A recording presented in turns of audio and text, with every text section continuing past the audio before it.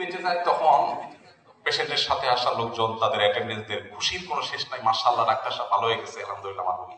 আর যদি আল্লাহ না করুক মারা যায়, প্রেশার থাকে না ভাই, আমি তো আগেই বলছিলাম।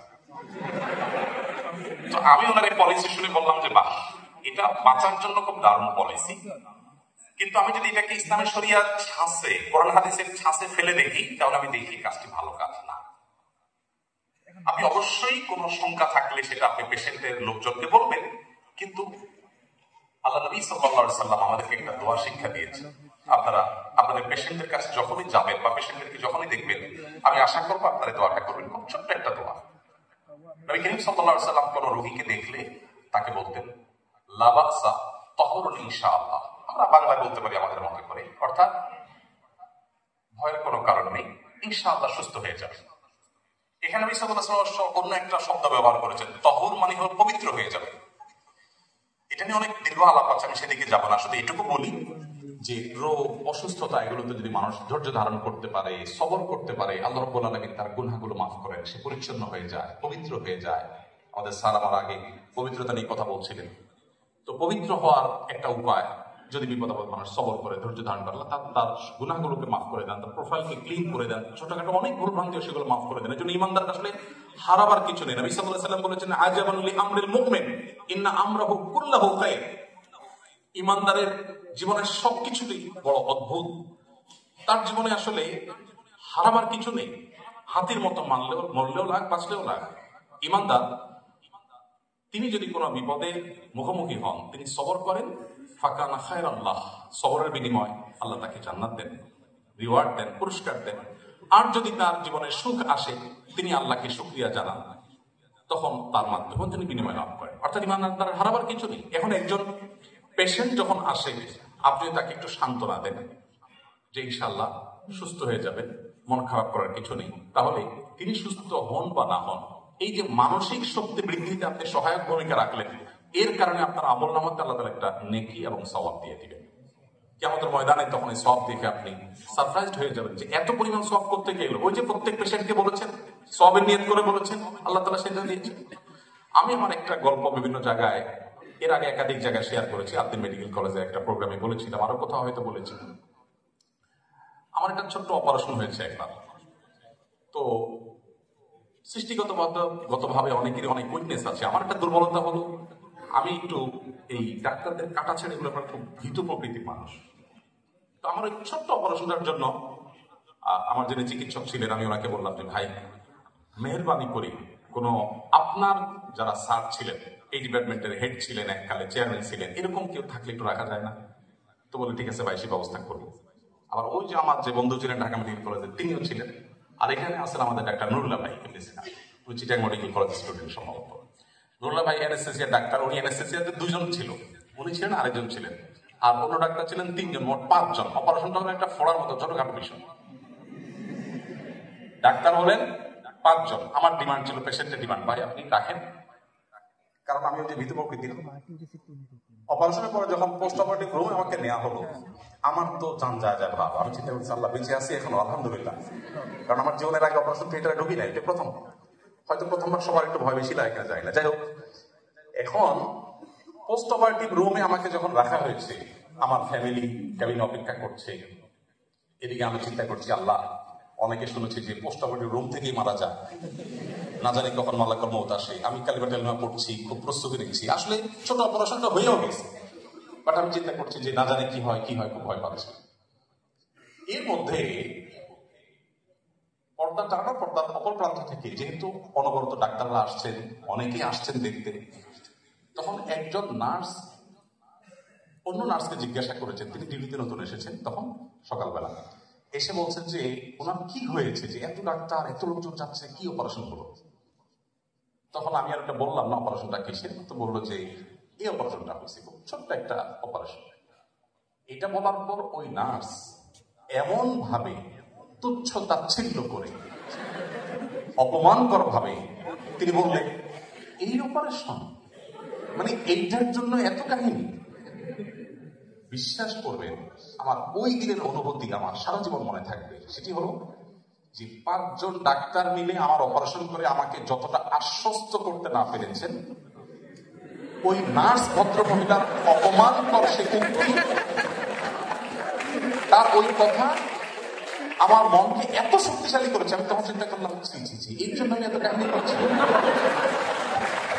আমি তখন নিজেকে তো সরব করা শুরু করলাম, গিলটি ফিল করা শুরু করলাম যে এইটা কোনো কথা, এই রোগের জন্য আমি এত কাহিনী করছি, এত এত কষ্ট দিচ্ছি মানুষকে, এত চিল্লাচিল্লি করছি, কিন্তু হলেও কিছু। এরপর থেকে নার্স আসল, ডাক্তার আসল, আমি ভাবি ধরতাম, না না কিছু হয়, কোনো অসুবিধা নেই, ঠিক আছে, আমি ওকে। আমাকে এরপরে খুব দ্রুততম সময়ে পোস্টাল রোগ থেকে আমার রোগে পাঠায় দিয়ে গেল, কারণ ডাক্তার তখন ফিল করছেন হ্যাঁ আমি ভালো হয়ে গেছি, আসলে আমি ভালো হয়ে গেছি। এই যে একজন নার্সের একটা শব্দের একটা উক্তি, যে এইটা বাহ্যিকভাবে আমি একটু অপমান বোধ করেছি যে এটা কোনো কথা, আমার এই রোগটাকে তিনি কোনো রোগী মনে করলেন না, কোনো পাত্তাই দিলেন না, আমি একটু অপমান বোধ করেছি। কিন্তু পরে চিন্তা করলাম এটা তো পজিটিভ কথা, আমার রোগটা কোনো রোগী না, কোনো অপারেশন না।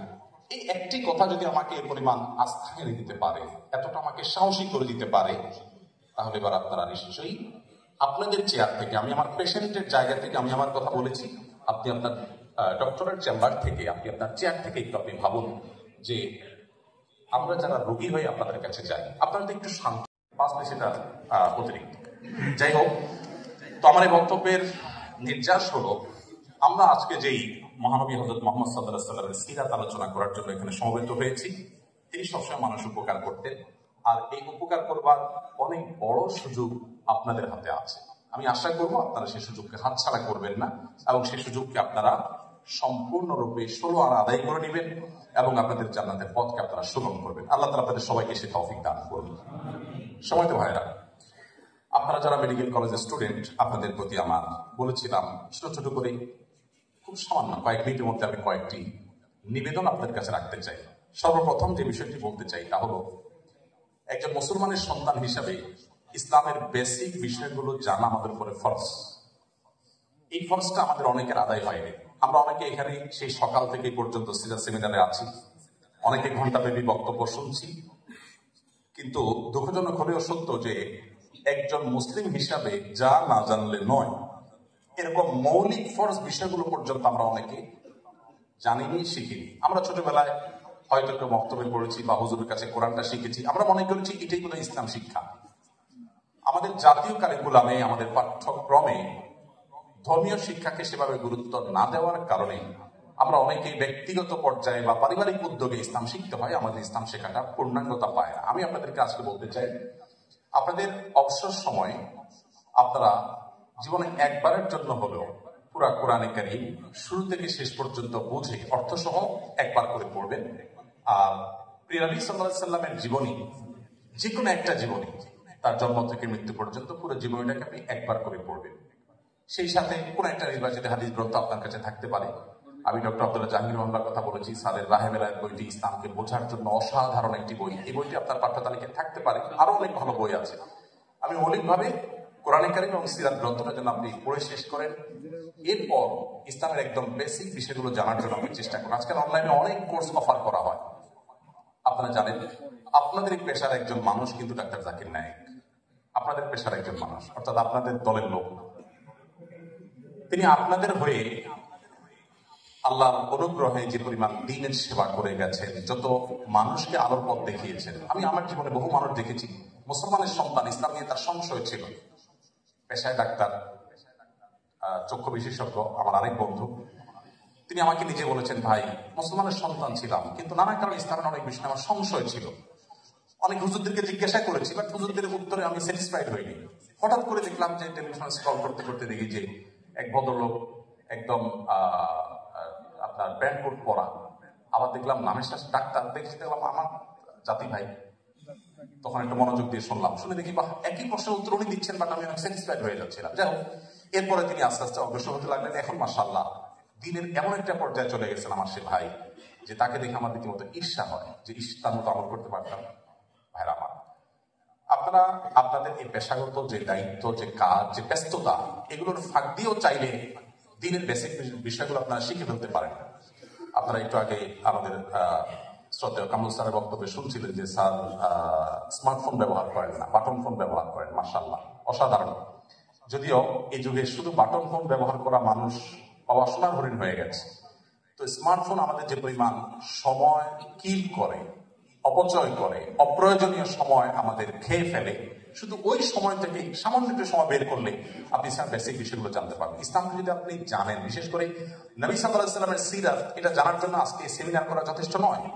আমি আপনাদেরকে আহ্বান করবো, আপনি একটি সিরাত গ্রন্থ আপনার জীবনে, সেটা হতে পারে রাহিকুল মাহতুম, সেটা হতে পারে নবী রহমান, সেটা হতে পারে যে কোনো ভালো অথেন্টিক সিরাত গ্রন্থ, ডক্টর আলী সাল্লামের যে সিরাত গ্রন্থ, সেটা পড়তে পারেন। আর অনেকগুলো আছে। সৈয়দ সুলাইমান নাদভী, তার একটা ঐতিহাসিক সিরাত গ্রন্থ আছে, বাংলা অনুবাদ নামটা আমি ভুলে গেছি। এইগুলোর কোনো একটা যদি আপনার পাঠ্য তালিকায় থাকে, আর সম্ভব হলে একাধিক যদি হয়, আপনি পুরো সিরাত গ্রন্থটা শুরু থেকে শেষ পর্যন্ত পড়েন। আমি আপনাকে আল্লাহর উপর ভরসা করে দায়িত্ব নিয়ে বলতে পারি, আপনি ইসলামটাকে ভেতর থেকে অনুভব করবেন। আপনার কাছে বোঝা মনে হবে না, আপনার কাছে নামাজ পড়াটা বোঝা মনে হবে না, আপনার কাছে ভালো লাগা কাজ করবে।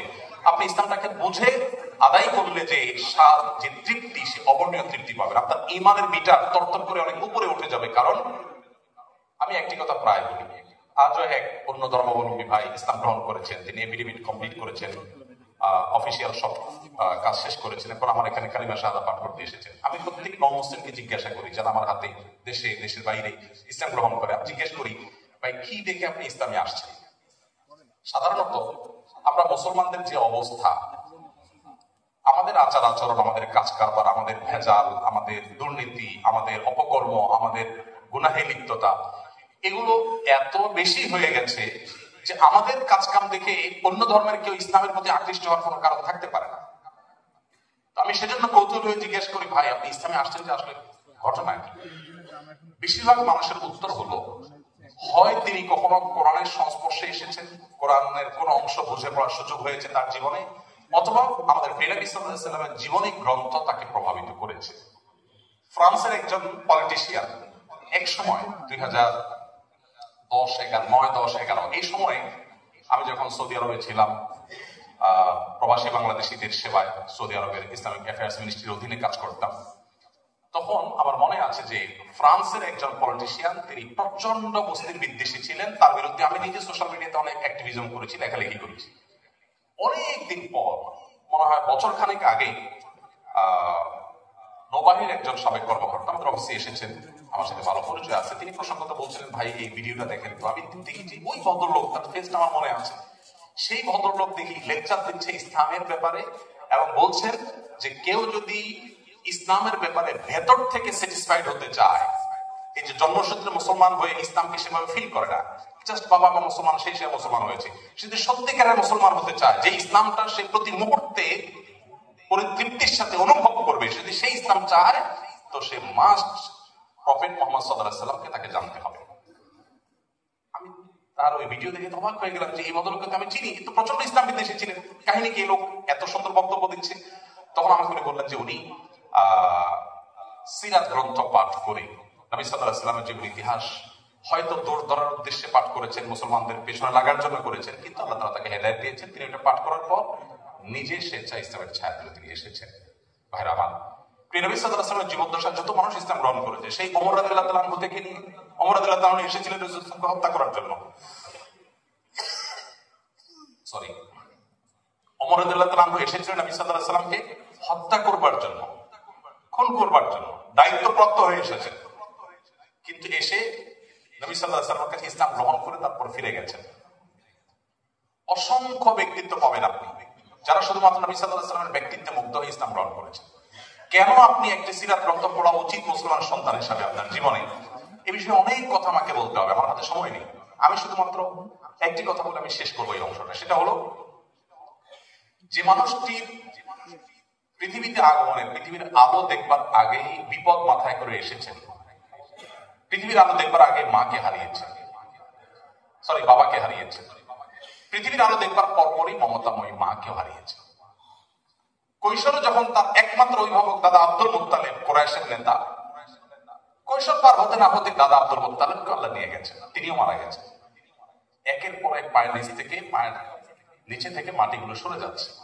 এরপরে তার জীবনের সবচেয়ে দুঃসময় যখন এসে পৌঁছেছে, সবচেয়ে কঠিন সময়, তার ঘরে থেকে তাকে যিনি সাহস দিতেন, অভয় দিতেন, তিনি ছিলেন তার স্ত্রী খাদিজা রাদিয়াল্লাহু তাআলা। আর বাহির থেকে যিনি তাকে প্রোটেক্ট করতেন তিনি ছিলেন আবু তালেব তার চাচা। একই বছর দুইজনকে আল্লাহ নিয়ে গেলেন, মায়ের থেকে মানে সব সরে ধরেছে। এরপর শুরু হলো নির্যাতনের স্টিম রোলা। কত ভাবে একটা মানুষকে অপমানিত করা যায়। তার মতো এত সম্মানিত মানুষ মক্কার মুশরিকরা সম্মিলিত ভাবে যারা তাকে সবচেয়ে বড় অ্যাওয়ার্ড দিয়ে আল আমিন উপাধিতে ভূষিত করেছে, সেই মানুষগুলো তার মুখের উপর থুতু নিক্ষেপ করেছে। তিনি যখন সেজদা চলে গেছেন, ওটের নাড়ি বুড়িয়ে তার পিঠের উপর রেখে দিয়েছে। তাকে ফিজিক্যালি অ্যাটাক করা হয়েছে, রক্তাক্ত করা হয়েছে। হেন কোনো অপমান নাই যেটা তাকে করা হয়নি। 3টি বছর তার সাথে অবরোধ করা হয়েছে। কি অবরোধ? আজকের মোড়ল রাষ্ট্রগুলো যেরকম অবরোধ করে সেরকম না, সে অবরোধ ছিল ভয়ঙ্কর অবরোধ। সেই 3 বছর অবরোধে মক্কার কোন মানুষ তার সাথে তার অনুসারীদের সাথে কথা পর্যন্ত বলতো না, কেউ কোনো লেনদেন করতো না। সেই যুগে অল্প কয়েকজন মানুষ মক্কায় বসবাস করে। সেই সমাজে যখন সবাই কয়েকজন মানুষের সাথে এরকম সম্পর্ক ছিন্ন করে, তখন তাদের জীবন কি হয় সেটা বলার অপেক্ষা রাখে না। এত কঠিন সময় পার করার পর যখন মক্কায় থাকা গেল না কোনোভাবে, তিনি হিজরত করে আল্লাহর নির্দেশে মদিনায় যেতে লাগলেন। সেই হিজরতটাও তাকে করতে শান্তি মতো দেওয়া হলো না। রাতের অন্ধকারে তাকে আত্মগোপন করে যেতে হলো। যেতে গিয়ে আবার গারে সৌরে আশ্রয় নিতে হলো। সেখানে তাকে দাওয়া করা হলো। সেখান থেকে ধরে নিয়ে তাকে হত্যা করার ষড়যন্ত্র করা হলো। এর আগে তাকে বারবার হত্যা করতে চেষ্টা করা হলো। তার মেয়েদের উপরে টর্চার করা হলো। তার অনুসারীদেরকে জ্বলন্ত চুলার উপরে, কয়লার উপরে রেখে যেরকম মাছ ভাজি করে মানুষ, মাছ পুড়ে খায় মানুষ, ঠিক সেভাবে এক একজন অনুসারীকে আরবের যে গরম, মিডল ইস্টের যে গরম, যারা গিয়েছেন তারা জানেন, চামড়া পড়ে যাওয়া গরম, সেই গরমে উত্তপ্ত পাথরের উপরে সাহাবীদেরকে শুইয়ে, খালি শরীরে শুইয়ে তাদের বুকের উপরে আবার ভারী এবং এরকম আগুনের মতো গরম পাথর দিয়ে তাদেরকে চাপা দিয়ে রাখা হতো। চামড়া গলে পাথর ঠান্ডা হয়ে যেত। ভাইরা আমার, এত নির্মম নির্যাতনের পর যখন মদিনায় আসলেন একটু শান্তিতে থাকবেন, মদিনার মানুষজন বললেন যে আপনারা কষ্ট করার দরকার না, আপনি আমাদের এখানে চলে আসলে আমরা আপনাকে ওয়েলকাম করবো। তিনি গেলেন তাদের কথায়, সেখানে তাকে শান্তিতে থাকতে দেওয়া হলো না। একটার পর একটা যুদ্ধ চাপিয়ে দেওয়া হয়েছে। কখনো বদর, কখনো উহুদ, কখনো খন্দক, কখনো তাবুক। একটি রাতের জন্য তাকে শান্তিতে ঘুমোতে দেওয়া হয়নি। যার জীবনে এত বাধা, এত বিপত্তি, এত ষড়যন্ত্র, এত জুলুম, এত নির্যাতন, আমি প্রায় বলি পৃথিবীর ইতিহাসে মুহাম্মদ সাল্লাল্লাহু আলাইহি সাল্লামের চাইতে বেশি দুঃখী কোন মানুষ ছিল না। সবচেয়ে বেশি কষ্ট যিনি করেছেন, দুনিয়াতে এসেছেন দুঃখ মাথায় করে, যাওয়া পর্যন্ত দুঃখে ছিলেন। ইন্টারেস্টিং বিষয় হলো, এত দুঃখ যার জীবনে, তার তো বেঁচে থাকাটাই বেশি। সেখানে শুধু তিনি বেঁচে থাকেন নাই, তিনি তার মিশন ইসলামকে মদিনা হিজরতের পর মাত্র 10 বছরে গোটা পৃথিবীর প্রান্তে প্রান্তরে পৌঁছে দিয়েছেন। তার মিশনকে তিনি সাকসেস করেছেন। পৃথিবীর সবচেয়ে কষ্টে নিপতিত মানুষটি যদি সবচেয়ে স্বল্পতম সময়ে সাকসেসের সর্বোচ্চ চূড়ায় যেতে পারে, সেই মানুষটি জীবনের সিক্রেটসটা কি ছিল, তার সাফল্যের গল্পগাথা কি ছিল, তার সে জীবনে কি আমাদের জানা প্রয়োজন নয়? মুসলিম তো বটে, সত্যানুসন্ধানী অন্য ধর্মাবলম্বী ভাইদেরকে তো আমি আহ্বান করব যে এরকম একজন মানুষ যার জীবনটা একটা মিরাকল, যে এত বিপদের মধ্যে আপনারা পড়াশোনা শেষ করে, ডাক্তারি পড়া শেষ করে আপনারা চাকরি বাকরিতে ঢুকে 10 বছর সময় তো আপনার জীবন গোছানোর জন্য যথেষ্ট হয় না। 10 বছরে তো আপনি একটা ভালো চেয়ারে যেতেও পারেন না। সেখানে মুহাম্মদ সাল্লাল্লাহু আলাইহি সাল্লাম 10 বছরে নিজের জীবনের ক্যারিয়ার নয়, নিজের পরিবারের অর্থনৈতিক অবস্থা নয়, শুধুমাত্র মক্কা মদিনার মানুষ নয়, গোটা বিশ্বের পট পরিবর্তন করে দিয়ে গেছেন। কি ছিল তার জীবন, কিভাবে করেছেন, এই জানার কৌতূহল প্রত্যেকটা সত্যানুসন্ধানী মানুষের মধ্যে থাকা দরকার। আমি আমার জীবনে কোন কোন সিরাত গ্রন্থ 8 বার 10 বার পাঠ করেছি, শুরু থেকে শেষ পর্যন্ত। আমি কোনো বই খুব বেশি পড়তে অভ্যস্ত না, কিন্তু সিরাতের গ্রন্থ পেলে আমি না পড়ে পারি না, এবং শুরু থেকে শেষ পর্যন্ত বারবার পড়তে থাকি। প্রত্যেকবার নতুন নতুন বিষয় আমার মধ্যে উদ্ভাসিত হয়, আমার ঈমানকে বৃদ্ধি করে। এই জন্য আমি আপনাদেরকে আহ্বান করতে চাই যে আপনাদের শিক্ষা জীবনের ফাঁকে ফাঁকে একবার হলেও নবীজিকে জানার জন্য একটি সিরাত গ্রন্থ কমপ্লিট শুরু থেকে শেষ পর্যন্ত পড়ার চেষ্টা করবেন। কোরআন কারীম শুরু থেকে শেষ পর্যন্ত একটু একটু করে প্রতিদিন আপনি পড়াটাকে শেষ করবেন। এই দুটি কাজ যদি আপনি করেন, তাহলে আপনি মুসলিম বাই চান্সের জায়গা থেকে মুসলিম বাই চয়েস হতে পারবেন ইনশাআল্লাহ। আমি তো আহ্বান আপনাদের প্রতি রাখলাম। নাম্বার 2, আপনাদের উদ্দেশ্যগুলোকে এখন থেকে একটু আপনারা মডিফাই করে নেবেন।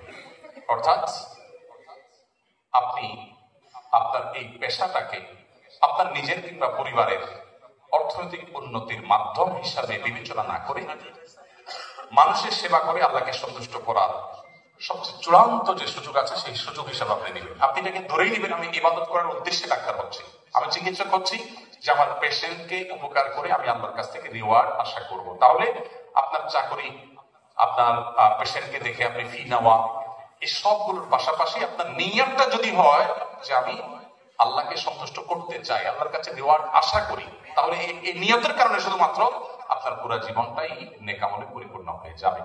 এবং আমি যেটা বলছিলাম যে অন্য অনেক পেশার মানুষজন এত বেশি মানুষের দোয়া পেতে পারে না আপনি যতটা পেতে পারেন। একটা সুন্দর মুচকি হাসির মাধ্যমে, একটা সুন্দর আচরণের মাধ্যমে, একটু আপনার আন্তরিকতার মাধ্যমে। আমি জানি আপনারা যারা এই পেশার সাথে জড়িত আছেন, আমরা এই দেশের মানুষ, আমি আমার মতো সাধারণ রোগী যারা, আমরা অনেকে বেবুঝা রোগী। ওই যে আমার সামান্য একটা বিষয়ের জন্য 5 জন ডাক্তারকে একত্র করে ফেলেছি, আমরা একটু বেবুঝাই থাকি। আমরা পেশেন্ট যারা আছে আপনাদেরকে অনেক বিরক্ত করি। আমরা এক জিনিস 5 বার জিজ্ঞাসা করি। ওই যে একটা প্রসিদ্ধ চুক্তি আছে না, যে কোন ডাক্তার বলেছেন যে ভাই পেশেন্টকে বলে দিয়েছেন রাতে আপনার রুটি খেতে হবে। এর অনেকদিন পরে ডাক্তার কাছে আসলেন, দেখলেন যে ডাক্তার চেক করে অবস্থার উন্নতি হয় না, বললেন যে আপনাকে রাতে রুটি খাইতে বলছি, খান নাই? বলে হ্যাঁ প্রতিদিন খাইছি, ভাত খাওয়ার পরে নিয়মিত রুটি খাইছি। ওই ঘটনার মতো ঘটনা আপনাদের কাছে অহরহ আসে, প্রচুর বিরক্ত আমরা করি। আপনাদের ধৈর্য ধারণ করা কঠিন হয় আমি জানি, কিন্তু এই কঠিন কাজটা করেই তো আল্লাহর কাছে জান্নাত আশা করতে হবে। আমি দেশের বাইরে একজন চিকিৎসকের কাছে একবার কয়েকটা রোগে গেছিলাম, যাওয়ার পরে আমি দেখলাম একটু নতুন অভিজ্ঞতা হলো আমার। তিনি প্রেসক্রিপশন লিখছেন আমার দিকে ফিরিয়ে, পেশেন্টের দিকে ফিরিয়ে ইংরেজিতে তিনি প্রেসক্রিপশন লিখছেন। আমি চিন্তা করলাম বাহ, অনেকভাবে লেখার কথা জেনেছি, এটা তো নতুন অভিজ্ঞতা হলো আমার। মানে আমি পেশেন্ট হিসাবে আমি যেন জিনিসটা বুঝতে পারবো, লিখছেন আর আমাকে বুঝাই দিচ্ছেন। লেখার পরও বোঝাই দিতে পারতেন, বাট তিনি এটা চেষ্টা করছেন। এবং তার যে কষ্টটা আমার খুব ভালো লাগে কাজ করলো, যে আমি তার পেশেন্ট হিসাবে আমার বোঝার সুবিধার্থে আমাকে দেখে দেখে তিনি লিখছেন উল্টা দিক থেকে। নিশ্চয়ই এটা আত্মস্থ করতে তার অনেক কষ্ট করতে হয়েছে, কিন্তু তিনি সেই কাজটা করেছেন। তো আমরা যদি চাই আমাদের পেশেন্টদের যে তাদের অধৈর্য, তাদের অনেক আচরণ যেটা আপনাদেরকে কষ্ট দেয় ডাক্তার হিসাবে, আমি জানি আপনাদের বিরক্তির কারণ হয়, একই কথা বারবার জিজ্ঞেস করে, কিন্তু ওই যে স্যার যে কথাটা বলেছেন, ওই জায়গায় যদি আপনি নিজেকে কল্পনা করেন, আপনি যদি পেশেন্ট হতেন, তাহলে সেক্ষেত্রে হয়তো তার মতো না হলেও আপনি অনেক বেশি ব্যাকুল থাকতেন, পরেশান থাকতেন, অস্থির থাকতেন। আপনি বারবার জিজ্ঞাসা করতেন, ভয় থাকে ডাক্তার সাহেব ঠিক বলেছেন তো, আবার জিজ্ঞাসা করে যে ভুল বলেন নাই তো। এই জায়গাগুলোতে আপনাদের ধৈর্যের পরাকাষ্ঠা প্রদর্শন করতে হবে। আমি আপনাদেরকে অনুরোধ করব যে আপনারা পেশেন্ট যখন আসবে একটু মুস্কি হাসি দিয়ে তাদের সাথে কথা বলবেন এবং নিয়ত রাখবেন যে আমি এটা ইবাদত করছি, এটা আমার পেশাগত দায়িত্ব পালন করছি না। তাহলে সেক্ষেত্রে আপনার দ্বারা রোগী যেমন উপকৃত হবে, আপনার এই কাজটা ইবাদত হবে। নাম্বার 3, তাহলে দ্বিতীয়ত বলেছিলাম হলো নিয়তকে চেঞ্জ করা, যে আমি এটা আমার নিজের ভাগ্য পরিবর্তন বলে যেটাকে আমরা, আমার অর্থনৈতিক উন্নয়ন, এটার জন্য আমি পড়াশোনা করছি না, আমি পড়াশোনা করছি আমি এর মাধ্যমে মানুষকে সেবা দেব। নাম্বার 3, রোগীদের যখন দেখবেন তখন আপনারা সর্বোচ্চ কেয়ার করার চেষ্টা করবেন। দেখেন আমাদের নবী সাল্লাল্লাহু আলাইহি ওয়াসাল্লাম একটা আখলাক ছিল, আমরা যাকে নিয়ে আলোচনা করছি তার একটা উন্নত চরিত্র ছিল। তিনি যখন কারোর দিকে কথা বলতেন, কারোর সাথে কথা বলতেন, তখন তার দিকে পরিপূর্ণ ফিরে কথা বলতেন। কারণ যখন তার সাথে কথা বলতেন তখন তার দিকে ফুল মুখ করে কথা বলতেন। তিনি এভাবে ঘাড় ফিরিয়ে কারোর দিকে কথা বলতেন। আমাদের দেশে যেটা একটা ট্র্যাডিশন হয়ে গেছে, মানুষ যখন বড় চেয়ারে চলে যায়, আল্লাহ যখন একটা পর্যায়ে নিয়ে যায়, তখন আশপাশে মানুষের সাথে এইভাবে ফিরে কথা বলাটাকে তার জন্য অপমান মনে করে, ঘাড় অর্ধেক করে কথা বলেন, এটা অহংকারী মানুষের আলামত। নবী সাল্লাল্লাহু আলাইহি ওয়াসাল্লাম কখনো সেটা করতেন না। আমাদের নবী সাল্লাল্লাহু আলাইহি ওয়াসাল্লামের এই আখলাকটা যদি আপনারা ধারণ করতে পারেন, পেশেন্টের সাথে যখন কথা বলবেন আন্তরিকতা দিয়ে। অনেক ডাক্তার প্রেসক্রিপশন লেখেন, রোগী ঢোকার পরপরই প্রেসক্রিপশন লেখা শুরু হয়ে যায়। আপনি হয়তো রোগীর নাম লিখছেন, এইজ লিখছেন, রোগী কিন্তু এসব বুঝবে না। রোগী চিন্তা করবে হায় হায় ডাক্তার সাহেব আমি ঢোকার আগে লেখা শুরু করে দিল। আপনার প্রতি তার অবক্তিটা সেখান থেকে শুরু হয়ে যাবে। আপনি যদি সেখান থেকে একটু সিরিয়াসনেসের সাথে, আন্তরিকতার সাথে তার কথা শুনেন, মনোযোগ দিয়ে শুনেন। আমার মা এবং খালা দুজনেই গত পরশুদিন এক ডাক্তারের কাছে গেলেন এক জায়গায়।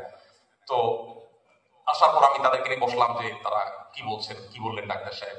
তারা বললেন খুব খুশি বাবা, ডাক্তার সাহেব অনেক মনোযোগ দিয়ে কথা শুনছেন। ডাক্তাররা আপনারা শুধু রোগীদের কথা শুনলে রোগীরা অনেক খুশি।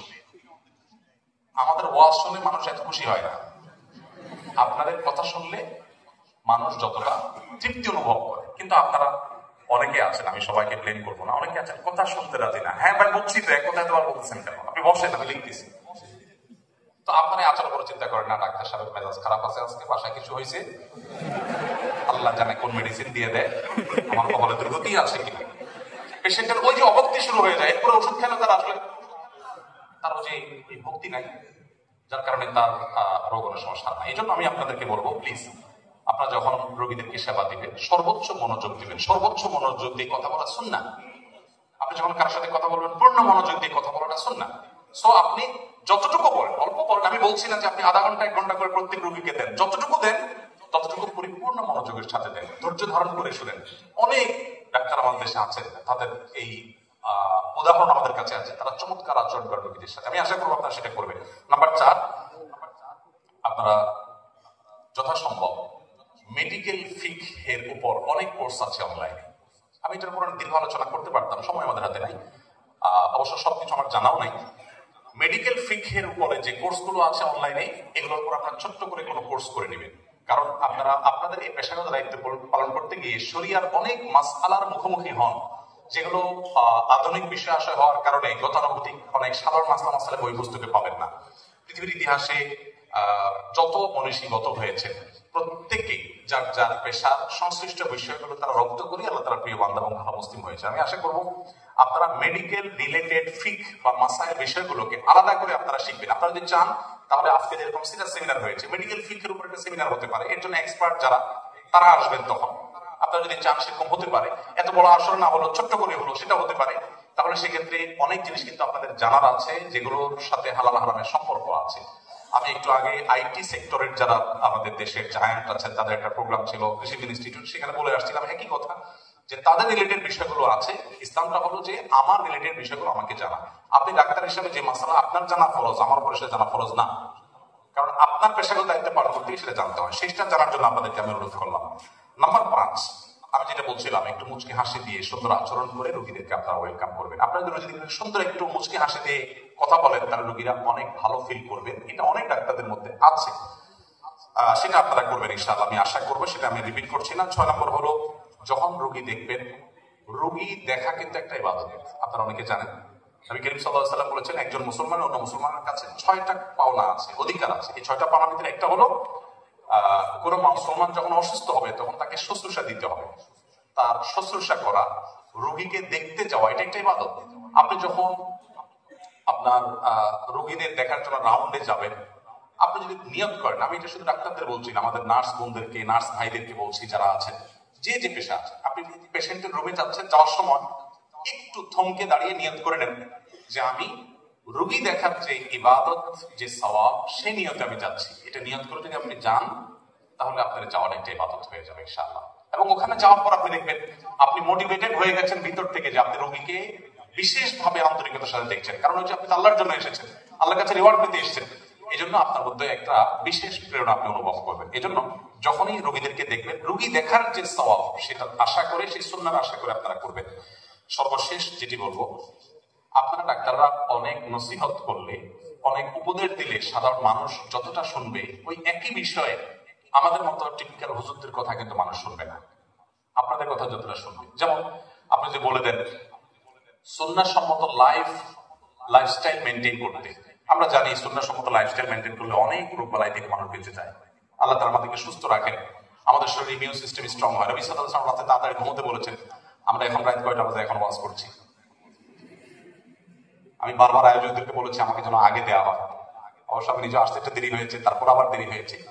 তো যাই হোক, এটা তো অনেক বেশি দেরি না। আমাদের দেশে মাহফিল গুলো তো রাত 12টা-1টা পর্যন্ত করে। এই জন্য মাহফিল থেকে আমি সরে এসেছি, মাহফিল প্ল্যাটফর্মে আর যাচ্ছিও না। যদিও অনেক ভাইরা আছেন সেখানে কাজ করছেন, কাজ করার দরকার আছে সেখানে, কিন্তু আস্তে আস্তে এটাকে সংশোধন করতে হবে। এই যে রাত জেগে থাকা, দেরিতে ঘুমানো, আমাদের দেশে মানুষের শুধু না, মুসলিম কান্ট্রিগুলোর দিকে থেকে তাকালে আমার খুব কষ্ট লাগে। মিডিল ইস্টের দিকে তাকালে তো আরো কষ্ট লাগে।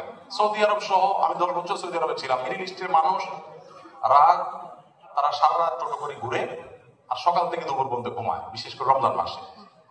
মার্কেট ঘুরবে আর দিনভর ঘুমাবে, আর অন্য সময় রাত 12টা-1টা পর্যন্ত অহেতুক ঘুরবে। আর আমাদের দেশে 10টা-11টা পর্যন্ত মানুষ জেগে থাকে। আর যারা আপনারা বাইরে গেছেন, আপনারা অনেকে জানেন যে পৃথিবীর উন্নত দেশগুলো, সেটা আমেরিকা বলেন, সেটা ইউরোপ বলেন, সেটা জাপান বা পূর্বের এই উন্নত দেশগুলো বলেন, সবাই সন্ধ্যার পর শুয়ে যায়, সবাই সন্ধ্যার পর শুয়ে যায়। সন্ধ্যার পর শুয়ে গেলে জীবনে বরকত হয়। আমাদের জীবনে কেন বরকত নেই? আমরা মুসলমানরা কেন পিছিয়ে আছি? এর যদি 100টা কারণ থাকে, তার একটা কারণ হলো নবী সাল্লাল্লাহু আলাইহি সাল্লামের সুন্নাহ লাইফস্টাইল আমরা মেইনটেইন করি। আমরা সকালে ঘুমাই, নবীজি দোয়া করেছেন আল্লাহুম্মা বারিক লি উম্মতি ফি বুকুরিহা, আল্লাহ আমার উম্মতের জন্য সকালের সময়টাতে বরকত দান করে। আমরা সকালে ঘুমাই থাকি, আর বিদেশিরা সকালে কাজে চলে যায়।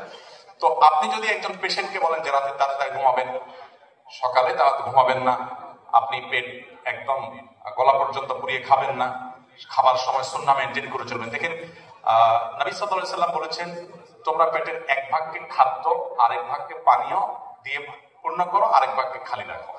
এখন এই যে পানীয় দিয়ে পূর্ণ করতে বলা হয়েছে, আপনারা আমাদেরকে ডাক্তাররা আপনারা আমাদেরকে বলেন আমরা যেন শশা খাই, আমরা যেন আপনার টমেটো খাই, আমরা যেন এমন সালাদ খাই যেগুলো পানির কাজ দিবে মূলত। দেখেন নবী সাল্লাল্লাহু আলাইহি ওয়াসাল্লাম কিন্তু 1450 বছর আগে বলে গেছেন যে খাদ্যের পাশাপাশি পানীয় যেন আমাদের খাদ্য তালিকায় পরিমাণ মতো থাকে। তো নবী সাল্লাল্লাহু আলাইহি ওয়াসাল্লাম কম খাওয়ার পরামর্শ দিয়েছেন, রোজা রাখার পরামর্শ দিয়েছেন, মাসে 3টা করে রোজা। এখন আপনারা ডাক্তাররা আমাদেরকে বলছেন ওয়াটার ফাস্টিং করো, কম কম খাও, বেশি খাওয়া যাবে না। এখন আমরা আগে হাদিসের কথা শুনেই আমল করতাম, এখন আর হাদিসের কথা শুনে আমল করার প্রয়োজন হয় না। এখন ডাক্তারদের ভয়ে মানুষ খাওয়া ছেড়ে দিচ্ছে, আপনাদের মাসালার কারণে, আপনাদের ফতোয়ার কারণে আমরা খাওয়া ছেড়ে দিচ্ছি। তো আপনারা যদি সুন্নাহটাকে রিলেট করে ট্রিটমেন্ট করেন, তখন রোগীর দুই দিক থেকে উপকার হয়ে যাবে ইনশাআল্লাহ। আমি আশা করবো আপনারা সেই কাজগুলো করবেন। আমি দুঃখ প্রকাশ করছি, কথা বলতে বলতে অনেক বেশি সময় বলে ফেলেছি, অনেক কথা বলে ফেলেছি। আমি সামারি করে দিচ্ছি। প্রথমত, একজন মুসলমান হিসাবে ইসলামের বেসিক বিষয়গুলো জানার জন্য সময় বের করবেন ইনশাআল্লাহ, এটা আপনাদের উপর ফরজ। প্রিয় নবী সাল্লাল্লাহু আলাইহি ওয়াসাল্লামকে জানার চেষ্টা জীবনে একবার হলেও করবেন। দ্বিতীয়ত, আপনাদের নিয়ত বা উদ্দেশ্যটাকে পরিবর্তন করে নেবেন, যে আপনাদের এই পেশাগত দায়িত্বটা পালন করবেন আল্লাহকে খুশি করার জন্য, আল্লাহর কাছ থেকে রিওয়ার্ড পাওয়ার আশায়। ওই যে মানুষ উপকার করে সবচেয়ে বেশি ইবাদত করা সম্ভব, আল্লাহর প্রিয়পাত্র হওয়া সম্ভব, সেই জায়গাটা যাওয়ার জন্য। তৃতীয়ত, যখনই রোগীদেরকে দেখবেন সর্বোচ্চ গুরুত্ব দিয়ে দেখবেন। 2 মিনিটই সময় দিলেন, কিন্তু খুব আন্তরিকতার সাথে দেখলেন, খুব ভালোবাসার সাথে দেখলেন, সিরিয়াসনেসের সাথে দেখলেন, তার আস্থা অর্জন করলেন। তিনি যেন স্যাটিসফাইড হয়ে যান আপনার রুম থেকে, যে হ্যাঁ আমাকে ডাক্তার সাহেব সময় দিয়েছেন, মনোযোগ দিয়েছেন।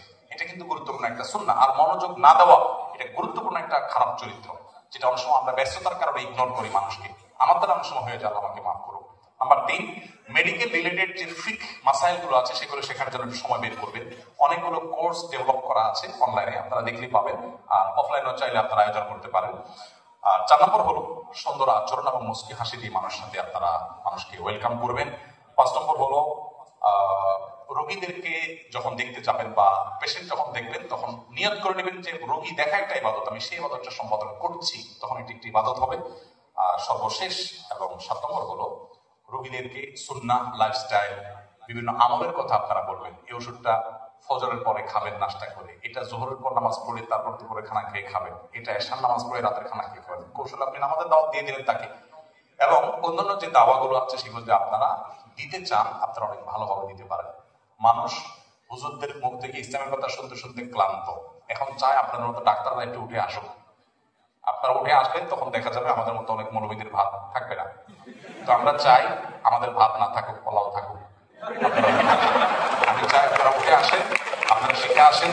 আল্লাহ তাআলা আপনাদের সবাইকে দুনিয়া ও আখিরাতে কল্যাণের মুখে কল্যাণের পথে থাকার তৌফিক দান করুন।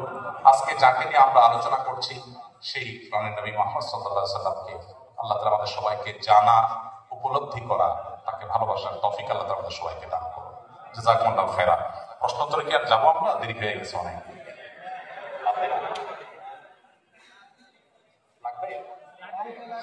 আচ্ছা,